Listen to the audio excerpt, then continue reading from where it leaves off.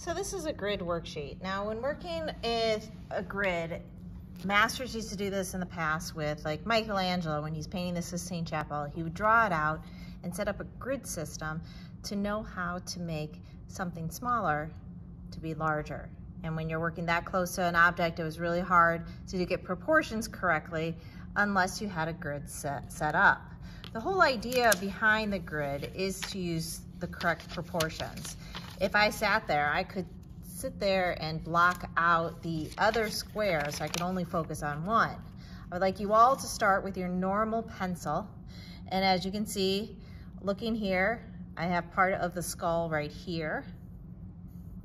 And I'm gonna draw a little bit darker than what you should be drawing at, just so you can see it. Make sure I can see it in here.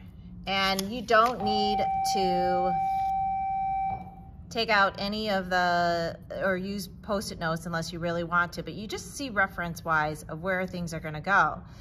And you're gonna continue on with the rest of the drawing.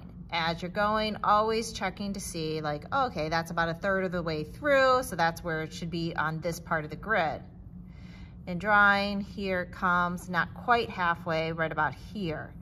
And doing that reference. I do have a little weird pop out right there, which I'll fix. Going around to the base and noticing here, again, just work square by square when drawing this out. So you're not working too far ahead of yourself.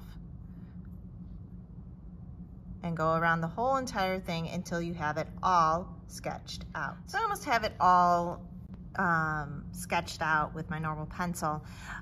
When doing the teeth, work one at a time. I know it seems daunting to look at these, but in reality, they're not as difficult as you might think. And I always go back and check, okay, that should be about a quarter of the way. And notice the sizes of the teeth kind of differ, and then round off at the top. And you just check.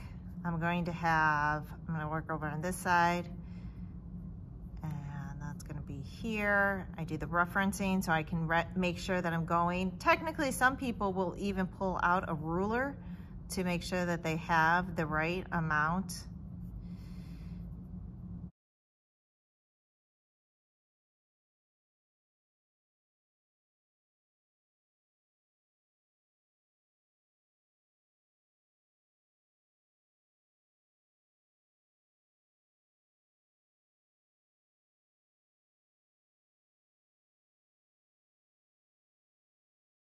Now I'm gonna grab my ebony. Some of my darker areas, as I'm right-handed, I wanna start over on this side. If you're left-handed, start over here and move this way, because then you're not dragging your hand through the ebony. And you're going to use the layer technique. As you build it up, think about the contours.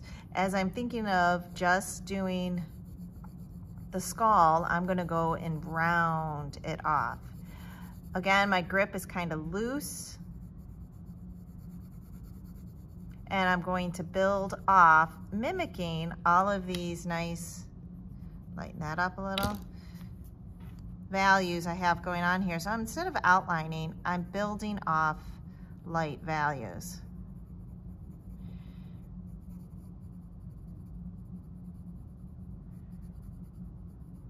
And trying to make it as smooth as possible. Rounding it this way for the top part, and still referencing back to the grid and observing what kind of values are over here that I'm going to transfer into here. That way it's going to look as a good mimic of this, but larger.